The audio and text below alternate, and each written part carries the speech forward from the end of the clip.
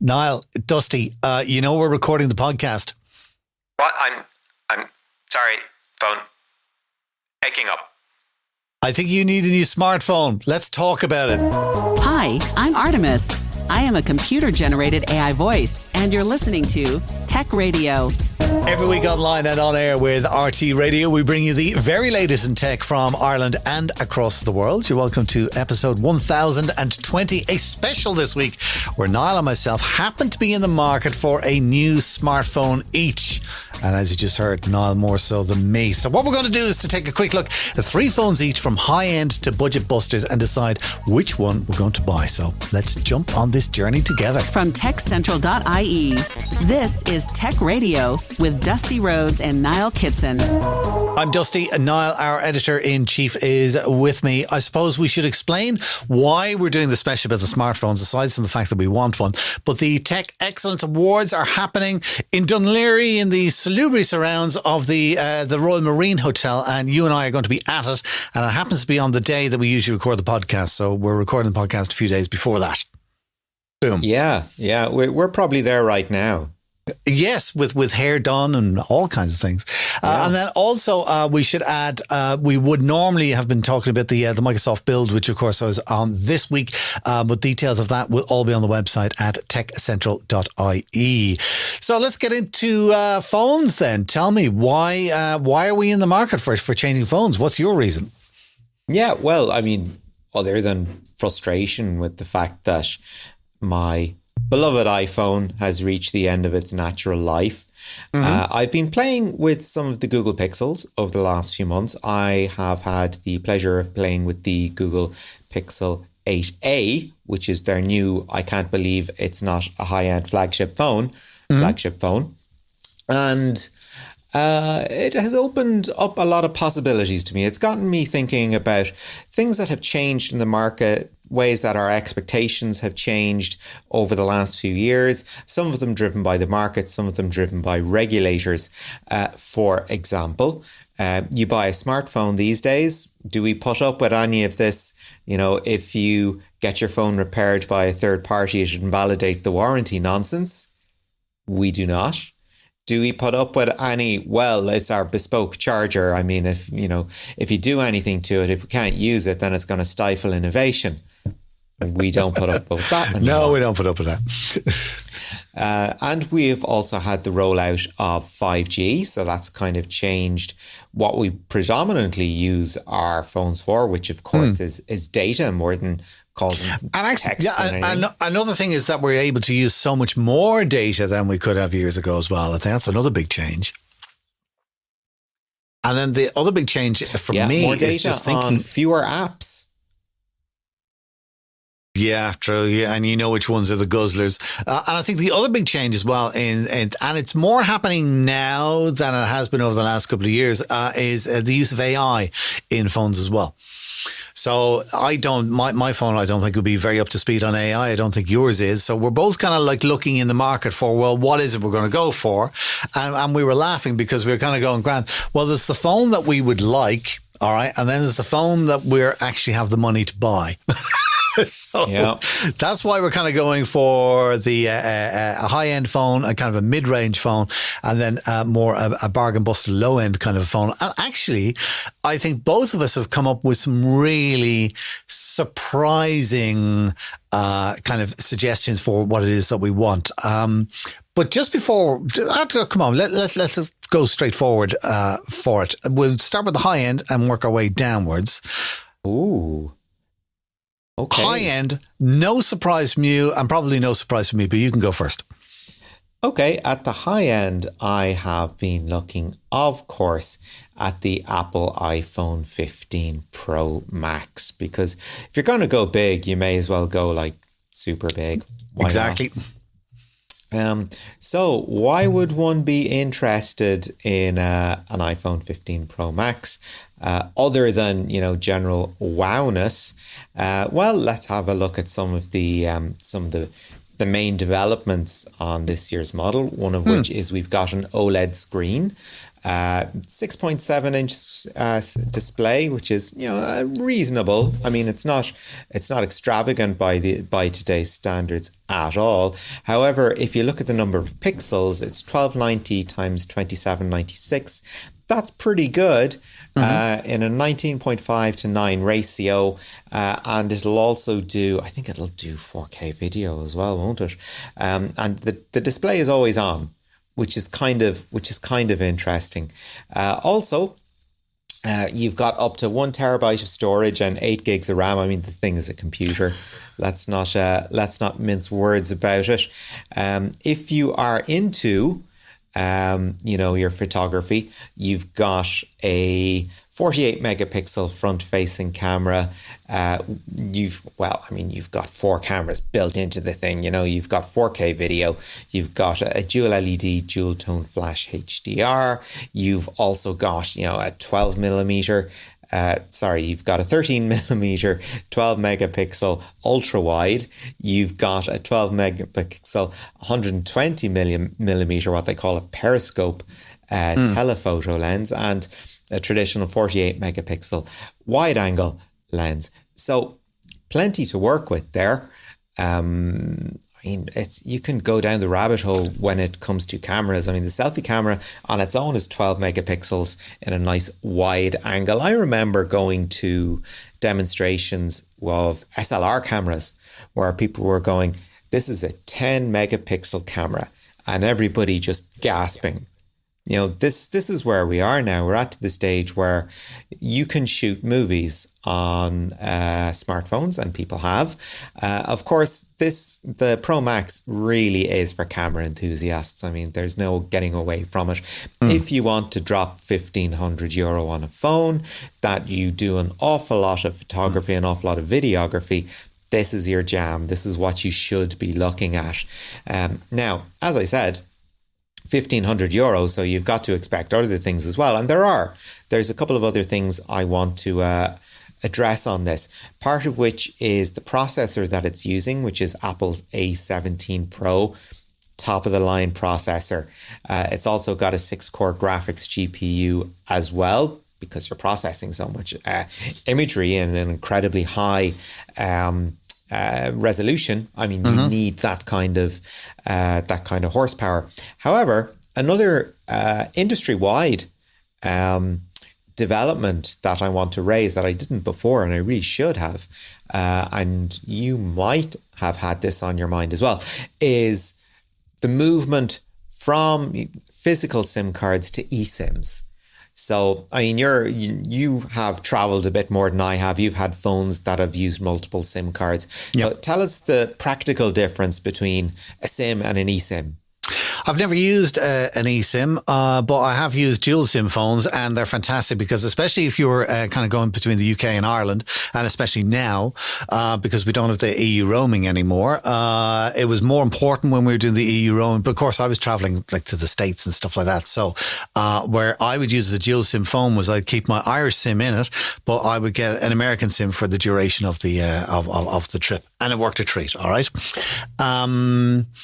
The eSIM I haven't used, but the way I've looked at it is essentially you get the SIM number and you program it into the phone, and boom, and it works that way. And actually, I think I would prefer that if I was traveling. Swish. Oh, even more Swish. But the thing about the dual SIM phones is that normally you're losing an SD card slot with the second SIM card.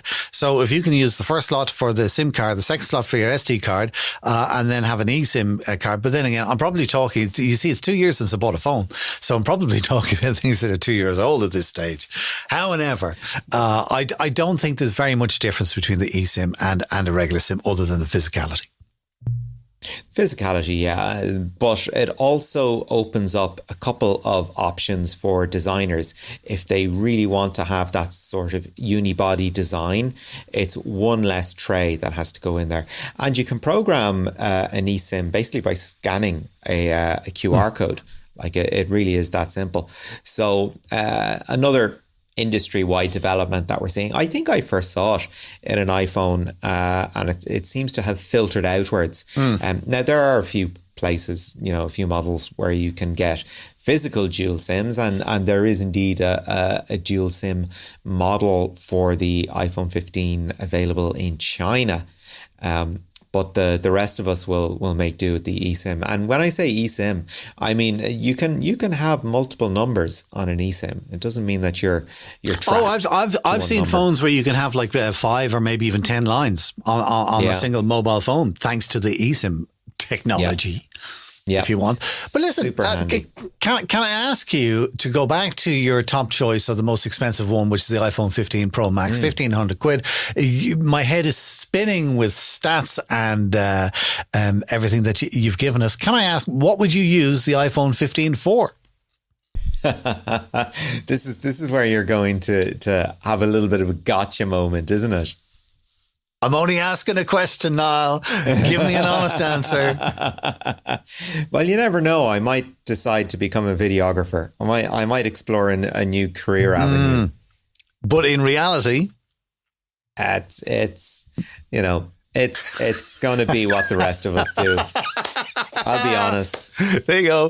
Photos, snap photos and phone calls, and that'll be it.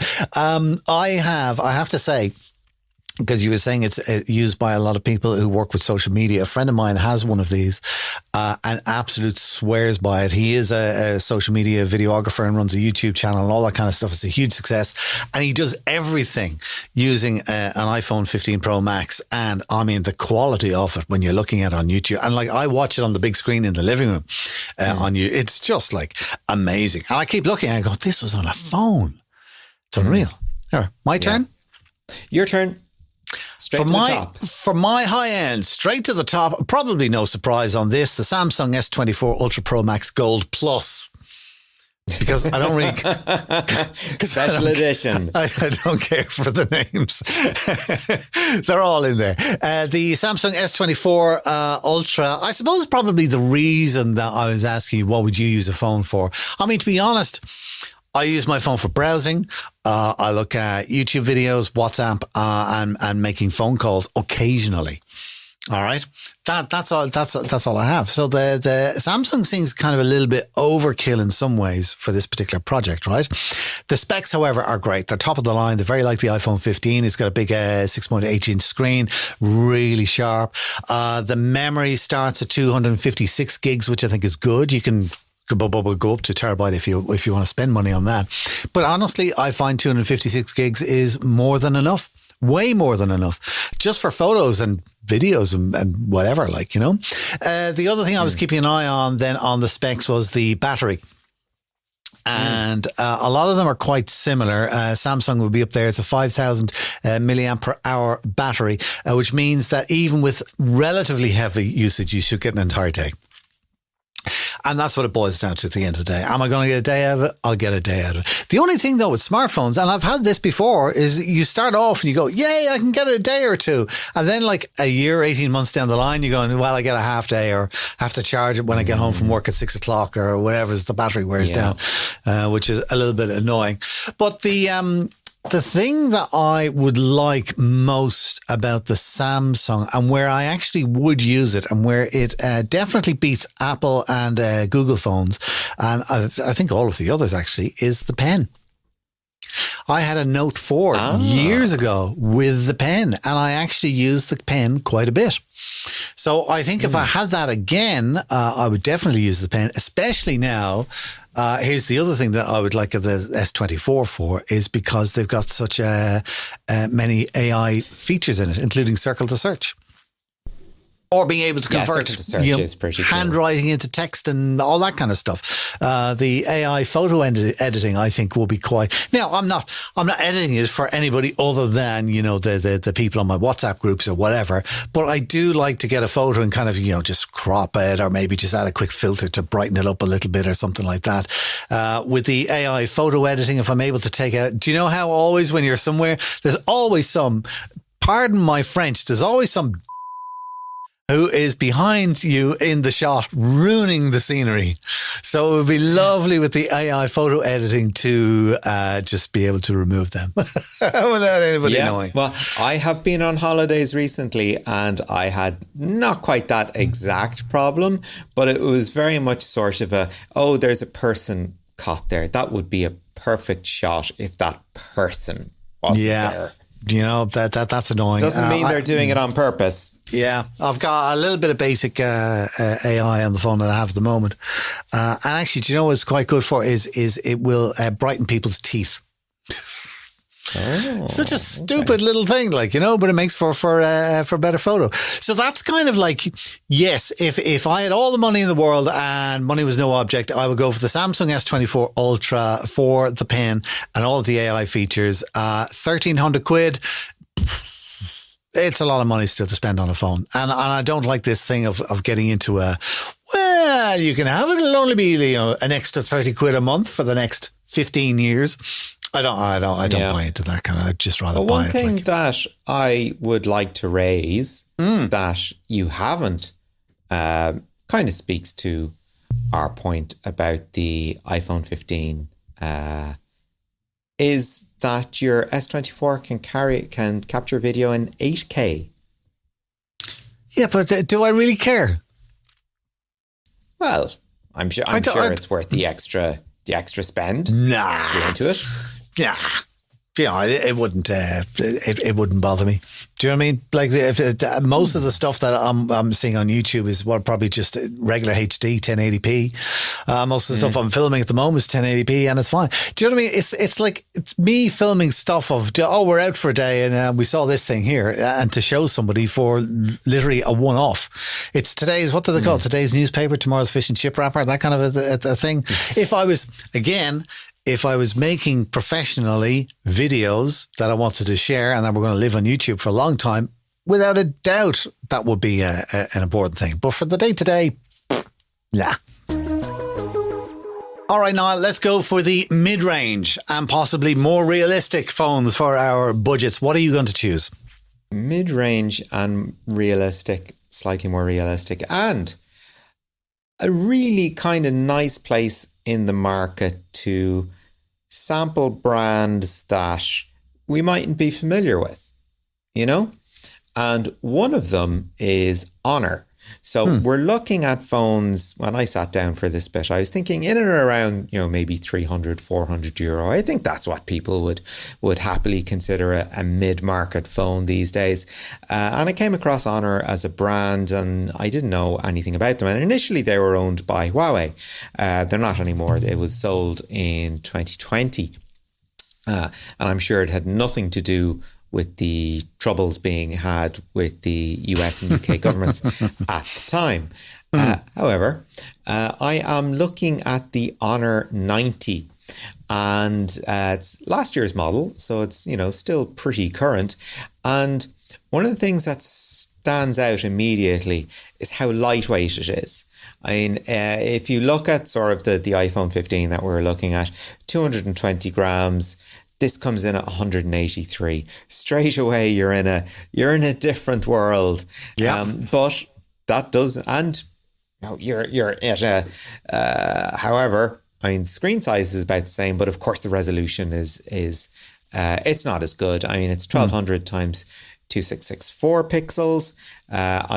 It doesn't do iOS 17. It's got Android 13 running its Magic OS 7.1 interface, which is actually a bit controversial. Magic OS doesn't work for a lot of people, and I don't mean in a physical way. They just don't like it. Sort of getting, people just don't seem to like it. Now, one thing I would like to get into is the chipset that it uses. I mean, Apple at the moment with the 15, they're using the A17 Pro. That's top of the line. That's fine. For Honor, the 90 uses the Qualcomm Snapdragon 7 first generation, which is about, if you were to stretch the market out, it's about halfway. Okay. It's literally halfway in the market. And it's got an Adreno 644 GPU. So in terms of mid-market, this is kind of as mid-market as it gets, really. The top configuration, I think it goes to 16 gigs of RAM and 512 of storage. Again, sort of off the shelf, you're most likely looking at 256 gigs and storage and 8 gigs of RAM. Again, most laptops run off that kind of thing quite happily. Now on the camera front, it's got 2 in the back and a selfie camera. Main camera is 12 megapixels, a nice ultra wide lens on it. On front facing, you have got 50 megs of a selfie camera. Who do they think this thing's for? And of course, it will indeed capture video in 4K. So that's pretty nice as well. So just to have a look at it, I mean, there's not much of a bezel on it. And there's just a little hole punch in the top center. Kind of, it does, oddly enough, look like a Samsung phone, I have to say, more than anything else. Now, the sort of mountings on the lenses are quite distinctive, I suppose, in comparison to anything else on the market. But so straight away, it's the body weight will sort of catch your attention. Also, the slightly inferior screen, the different operating system, and that mid-market Qualcomm processor. Really, you pretty much exactly what you're getting with this. I have no complaints over this whatsoever. Now, I mean, you're looking at here competing against maybe Doro or a brand like that, or Xiaomi. That's kind of the territory you're in. So have a look at the Honor 90 anyway. Any idea what money wise? Your operator may vary, but you're looking at in and around €350.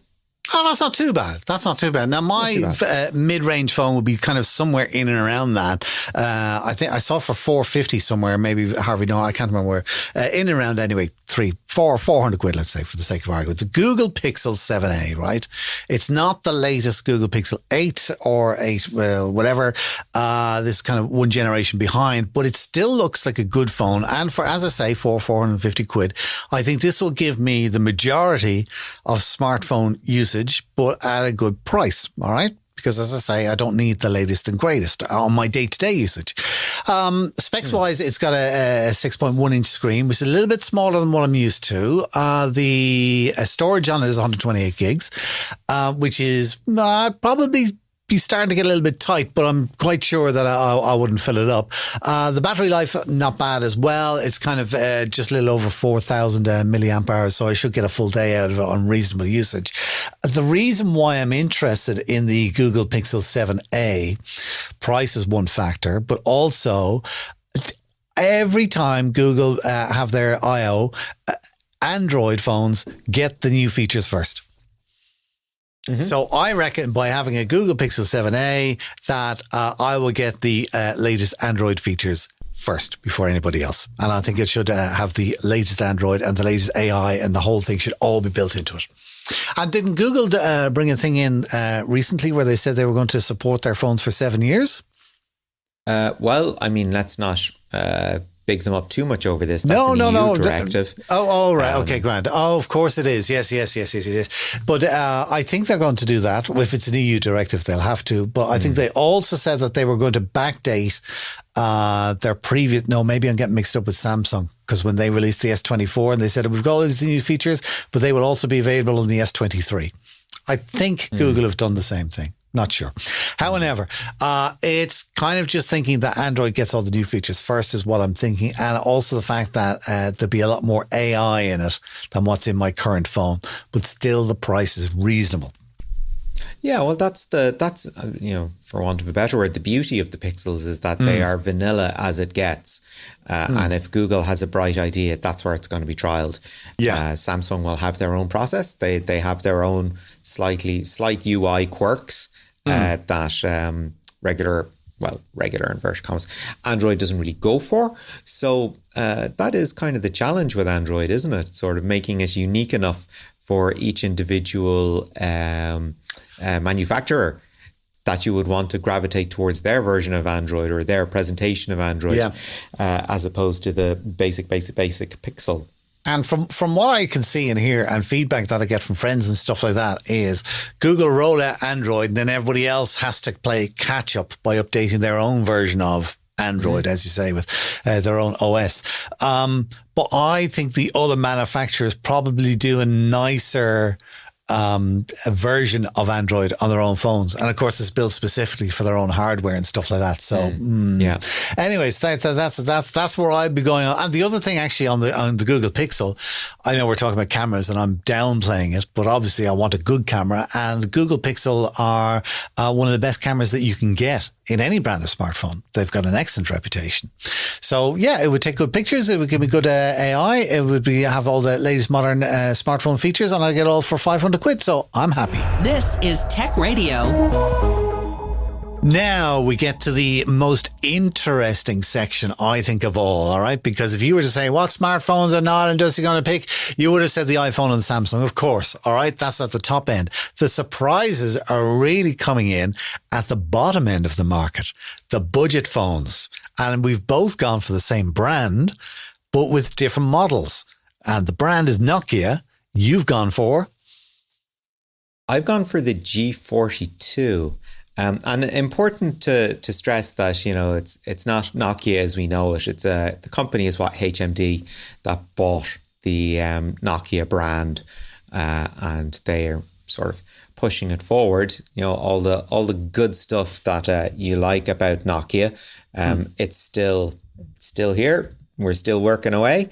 I mean, Nokia was the big dog, and what happened was that the market moved on with iOS and Android, and they decided they would double down on Symbian, which was, you know, the world's most popular mobile phone operating system for a long time, because that's what was there.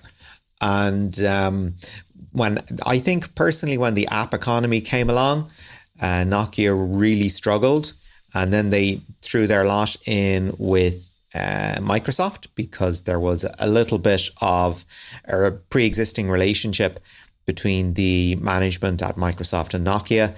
That partnership did not work out, and Nokia ended up vanishing, going away for a while. And now, of course, seeing as they've gone away for a while, we realize how much they've missed them.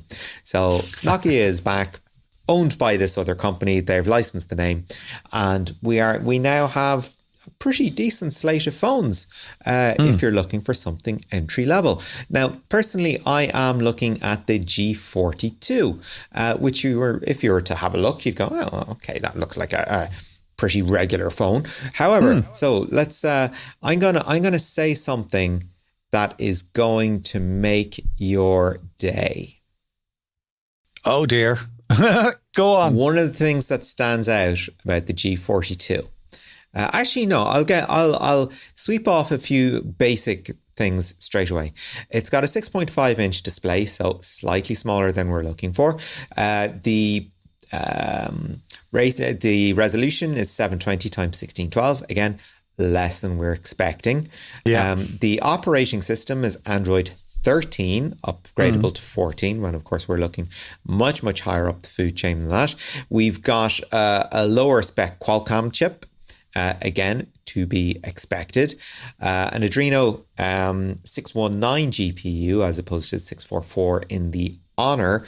And if you're looking at specs and memory and whatnot, you're looking at a base model of 128 gigs storage and 4 gigs of RAM. So everything about this says entry level, right? Okay. I mean, even the camera, it's got 3 cameras. 50 megapixel, 2 megapixel, 2 megapixel, but the selfie camera actually is 8 megapixel.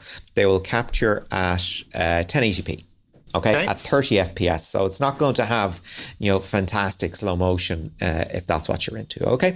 So, but the thing that I'm really going to excite you with, right? I am going to say one word and you're going to say hallelujah. We'll see. Actually, it's 2 words. It's 2 words. My apologies. But here we go. Card slot. Hallelujah! Hallelujah!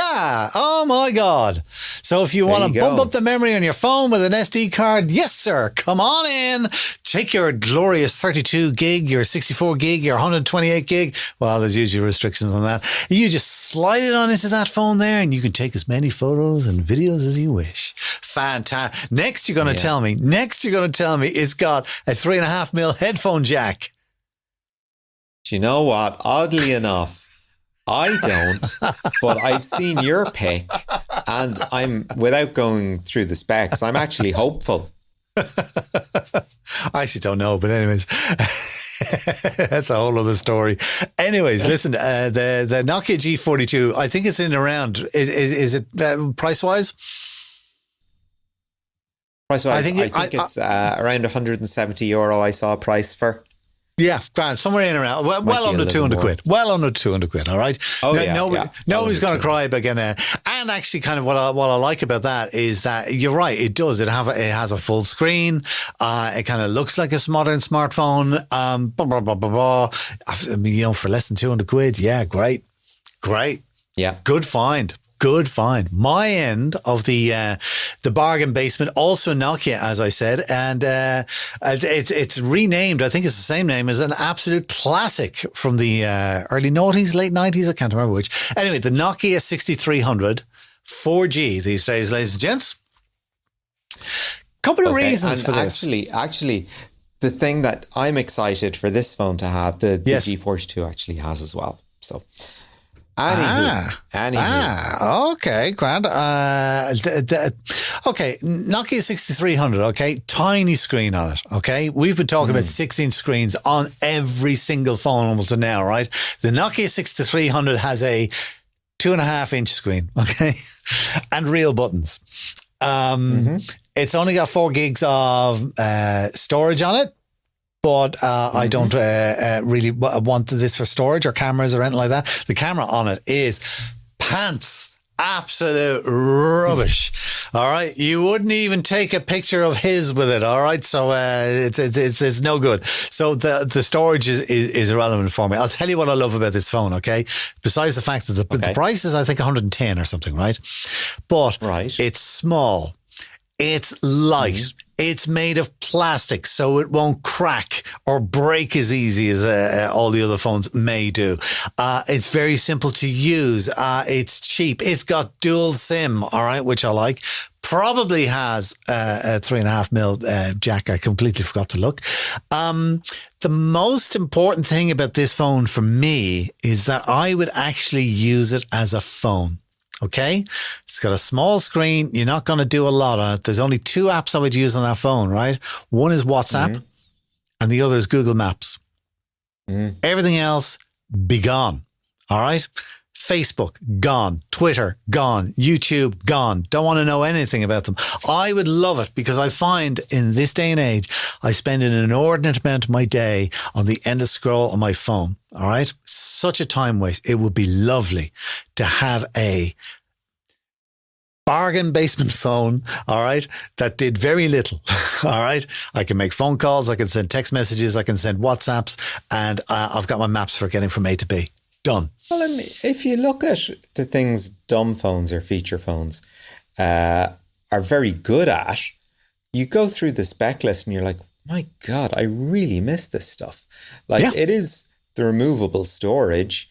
In the case of some feature phones, they're still charging off micro USB. They're not using USB Type-C. They've got a battery that is removable, replaceable. I mean, good grief. They've also got physical headphone jacks. I mean, like, as somebody that has accumulated quite a few sets of headphones over the years, I mean, that's catnip to me. And in some feature phones, and this was an EU directive as well, this wasn't an innovation, this is something phones had to have, as you know. Of course, smartphones are exempt, well, not exempt, but they can do this over data instead of having to have a dedicated receiver. But they have FM radios. Of course, yes. Do you know the funny thing about FM radios is that less and less people are using FM to listen to radio these days. Very interesting stats out last week from the UK.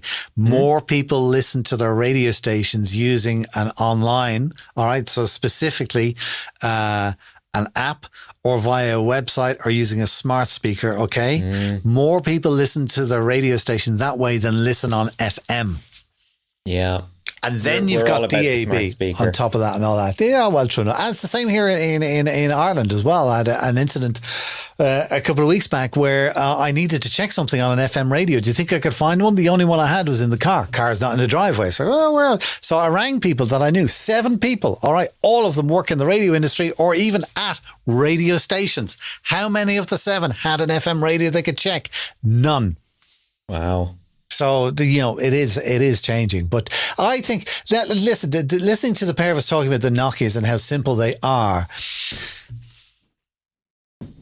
I feel old, but I know that I'm not when I say these things, all right? I think the attraction for those kind of budget end phones is that, as you say, they're simple. And actually, I think it's not necessarily that they're simple, it's that they work. You can throw that thing down the stairs and when you catch up with it, it will work. All right. You know that when you turn it on, it will work. You know that if you go without battery for 2 days, it will work. All right. It's just that it's because it does so much less and there's so much less expectations of it and it just does the basics, as it were. It works and it's just simple. As one of the things that, kind of like, that I like about older technology, if you like. It's one of my favorite stories. A friend of mine, he found a radio in his house it was a 30-year-old radio. It hadn't been plugged in 30 years. And he said, "You'll never guess what." And I went, "What?" And he goes, "I plugged it in, yes, and it worked." And I went, "So?" And he goes, "I didn't have to update it. I didn't have to put in the latest software. I didn't have to go searching for anything." Do you know what I mean? I didn't have to get a new adapter for it.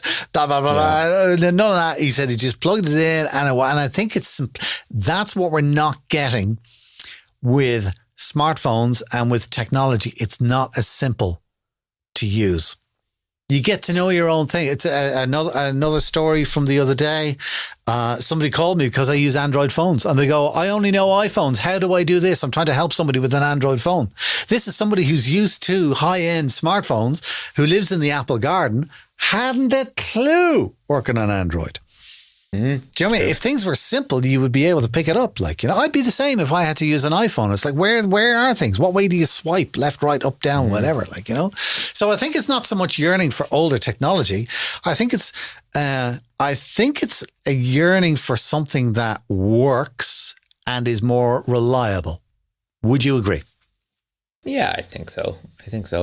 There's definitely a market and a space for dumb phones. And who knows? Maybe in the future, we will have our dumb phones for one thing, and we might have, a smartphone for something else. Okay, so like the disastrous Eurovision that we had just a couple of weeks ago, we've heard all of the acts. I think it's time for the vote. Okay, Niall, so we have been through 6 phones, top end, mid, and the low end. We are using our own money to buy them. All right. It's not going through work. It's not being gifted. There's no review copies or anything like that. This is your own cash to go and buy out of the iPhone 15 Pro Max, the Honor 90 and the Nokia G42. Which one would you actually buy? I'm going to blow your mind and I'm going to say something completely different. Uh-oh. I'm going to go out and buy a Nokia 3210.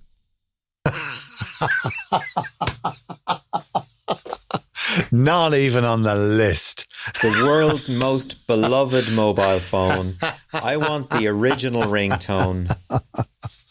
I want everything just as I left it. I'm going to blow your mind. I'm going to say I'm actually going to go and buy the Nokia 6300. All right. I'm going to keep my existing smartphone because there's really not really that much wrong with it. Okay. I ain't getting rid of it. All right. But I actually think for the sake of 110, 120 quid or whatever it is, I'll buy that for the crack and just use it for a month, because I keep saying that I'm spending too much time on my smartphone. Will I really survive without having all of my apps? Will I really survive just having WhatsApp and Google Maps for company on my phone? Funny, isn't it? If you won the lottery tomorrow, which one of the 3 phones would you buy? Oh, I would get like 3 15 Pro Maxes and just wear them around my neck on a gold chain. I would get the Samsung S28. If I had that much money, just so I could go, look, I'm 3 versions ahead of you, all of you. I would hire a development team and get them to build me a bespoke phone. Listen, let's wrap up our conversation, our smartphone special, with one thing that we haven't mentioned, and actually kind of, this is the best of both worlds, because it gives you that kind of low-end price, but it gives you a high-end phone, and that's the whole refurbished market. Have you done this before? Yes. Do you know what? I haven't bought a refurbished phone yet, but I heartily recommend everyone to look at the pre-loved market, because I have, converted some of my old gadgets into credit in various places and used that credit to buy excellent quality hardware in the past. Yeah, I absolutely recommend having a look, just seeing what's out there in the refurbished market. Now, bear in mind, these things will come with a guarantee, so they're going to work. Just bear in mind that they might be further along the product cycle than, maybe Apple would allow. So instead of getting, 10 years out of your iPhone 15 Plus Pro Max edition, you might get 7 good years out of it before it starts to scroll. So that's the only caveat I would put for looking at refurbished or what do they call it? Secondary markets? Secondary markets. I have actually bought a phone and computers and laptops and stuff like that from backmarket.ie. And they're not an Irish operation. They're actually European-wide, maybe even global, certainly European-wide anyway. And a lot of their stuff will come in from Germany or from Eastern Europe, around Ireland, of course, France, Germany, whatever, around those places. The only reason I say that is because when you're buying a laptop, each of those laptops are all customized in some way for the national market.